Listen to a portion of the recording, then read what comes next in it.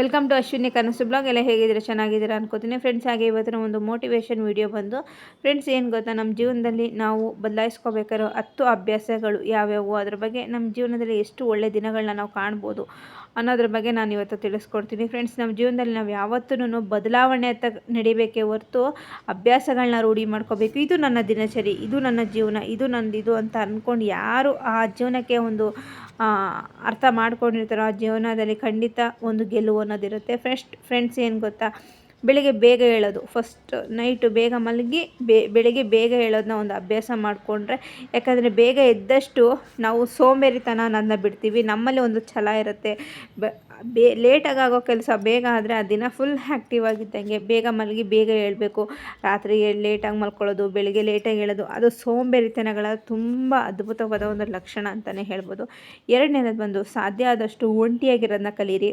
ಯಾಕಂದರೆ ಒಂಟಿಯಾಗಿದ್ದಷ್ಟು ಮನುಷ್ಯನಿಗೆ ಏನಾದ್ರ ಬಗ್ಗೆ ಒಂದು ಮಾಡಬೇಕು ಅನ್ನೋದ್ರ ಬಗ್ಗೆ ಒಂದು ಉತ್ಸಾಹ ಇರುತ್ತೆ. ನಾನು ಈ ಥರ ಮಾಡಬೇಕು, ಈ ಥರ ಮಾಡಬೇಕು, ನಮ್ಮದೇ ಆಲೋಚನೆಗಳಲ್ಲಿ ನಾವು ಇರಬೇಕೇ ಹೊರತು ಬೇರೆ ಒಂದು ಕೆಟ್ಟ ಆಲೋಚನೆಗಳನ್ನ ತಲೆಯೊಳಗೆ ತಗೊಳ್ದಂತೆ ಒಳ್ಳೇದು ಕಡೆ ಓದಬೇಕು.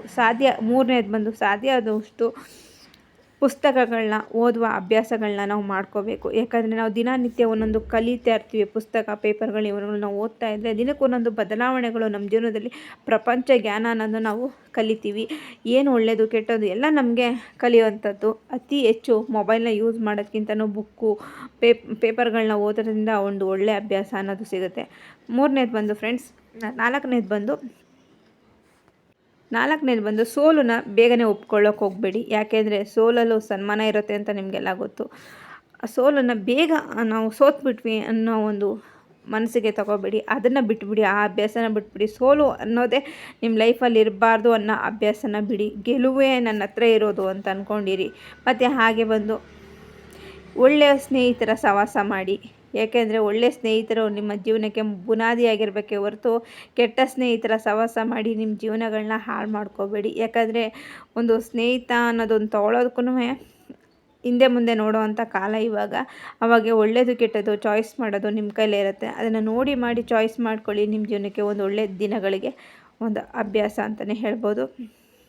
ಹಾಗೆ ನಿಮ್ಮ ದಿನಚರಿ ಕೆಲಸಗಳಲ್ಲಿ ನೀವು ದಿನನಿತ್ಯ ಏನಾರು ಹೊಸ ಯೋಚನೆಗಳನ್ನ ಮಾಡ್ತಾಯಿರಿ. ಹೊಸ ಬದುಕನ್ನು ಕಲಿಬೇಕು, ನಾನು ಕಟ್ಟಬೇಕು ಅನ್ನೋದ್ರ ಬಗ್ಗೆ ಯೋಚನೆ ಮಾಡ್ತಾಯಿರಿ. ಅದು ನಿಮಗಿರುತ್ತೆ. ಯಾಕಂದರೆ ತುಂಬ ಕೇರ್ಲೆಸ್ ಆಗಿರೋದು, ತುಂಬ ಅಯ್ಯೋ ಇವತ್ತು ಮಾಡಿದ್ರಾಯ್ತು, ನಾಳೆ ಮಾಡಿದ್ರಾಯ್ತು, ಈ ಒಂದು ಸೋಂಬೇರಿತನನ ನೀವು ಬಿಡಬೇಕು. ಯಾವಾಗ ನಿಮ್ಮಲ್ಲಿರೋವಂಥ ಒಂದು ಸೋಂಬೇರಿತನನ ನೀವು ಬಿಡ್ತೀರೋ ಆವಾಗ ಖಂಡಿತ ನಿಮ್ಮ ಜೀವನದಲ್ಲಿ ನೀವೇ ಗ್ರೇಟ್ ಆಗಿರ್ತೀರ. ಯಾಕೆಂದರೆ ಎಲ್ಲ ಅಭ್ಯಾಸಗಳು, ಡ್ರಿಂಕ್ಸ್ ಮಾಡೋದು ಮತ್ತು ಸ್ಮೋಕ್ ಮಾಡೋದು, ಆಮೇಲೆ ಕೆಟ್ಟ ಚಟಗಳಿಗೆ ಅಡ್ಡಿ ಆಗದಂತೆ ನೀವಾಗಿರೋದು ಕಲೀರಿ. ಮನುಷ್ಯನಿಗೆ ಒಂದೊಂದು ಅಭ್ಯಾಸಗಳಿದ್ದೇ ಇರುತ್ತೆ, ಒಳ್ಳೆಯದು ಇರುತ್ತೆ, ಕೆಟ್ಟದ್ದು ಇರುತ್ತೆ. ಎಷ್ಟು ಸಾಧ್ಯನೋ ಅಷ್ಟು ನಿಮ್ಮರ ಬಗ್ಗೆ ನೀವು ಯಾವಾಗ ಗಮನ ಕೊಡ್ತೀರೋ, ನಾನು ಆರೋಗ್ಯ ಇರಬೇಕು, ನಾನು ಚೆನ್ನಾಗಿರಬೇಕು, ನಾನು 4 ಜನ ಮುಂದೆ ಕತ್ತೆತ್ಕೊಂಡು ಓಡಾಡಬೇಕು ಅನ್ನೋ ಯಾವ ಮನೋಭಾವ ನಿಮ್ಮಲ್ಲಿರುತ್ತೋ ಖಂಡಿತ ನೀವು ನಿಮ್ಮ ಎಲ್ಲ ಒಂದು ಕೆಟ್ಟತನನ ದೂರ ಮಾಡ್ತೀರಾ. ಫಸ್ಟ್ ಆಫ್ ಆಲ್ ಆಗಿ ಯಾವುದಕ್ಕಾದ್ರೂ ಮೈಂಡ್ ಸೆಟ್ಟಲ್ಲಿ ಪ್ರಿಪೇರ್ ಆಗಿರಬೇಕು. ನಾನು ಇವತ್ತು ಈ ಕೆಲಸ ಮಾಡಬೇಕು, ಇವತ್ತೇ ಮಾಡಬೇಕು, ಈಗಲೇ ಮಾಡಬೇಕು, ಈ ಕ್ಷಣಕ್ಕೆ ಮಾಡಬೇಕು, ಈ ಥರ ಮೈಂಡ್ ಸೆಟ್ಟಲ್ಲಿ ಬನ್ನಿ. ಖಂಡಿತ ನಿಮ್ಮಲ್ಲಿರುವಂಥ ಒಂದು ಕೆಟ್ಟತನ ಎಲ್ಲ ಹೋಗಿ ಒಂದು ಒಳ್ಳೆಯ ದಿನಗಳಿಗೆ ದಾರಿದೀಪ ಆಗೇ ಆಗ್ತೀರಿ. ಯಾವಾಗಲೂ ಮನುಷ್ಯ ಆಗಲ್ಲ ಅಂತ ಕೂತ್ಕೋಬಾರ್ದು, ಆಗುತ್ತೆ ಅಂತ ಆಗಬೇಕು.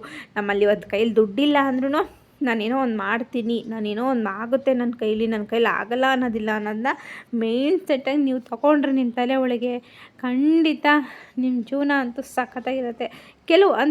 ಒಂದೊಂದು ಅಭ್ಯಾಸಗಳನ್ನ ನಾವು ದೂರ ಮಾಡ್ಕೋಬೇಕು. ಫಸ್ಟಲ್ಲಿ ನಮ್ಮಲ್ಲಿರೋವಂಥ ಕೆಟ್ಟತನದೆಲ್ಲ ತೊಗೊಂಡು ಎಷ್ಟು ಸಾಧ್ಯನೋ ಅಷ್ಟು ನಾವು ಒಳ್ಳೆತನಗಳನ್ನ ಗೂಡಿಸ್ಕೋಬೇಕು.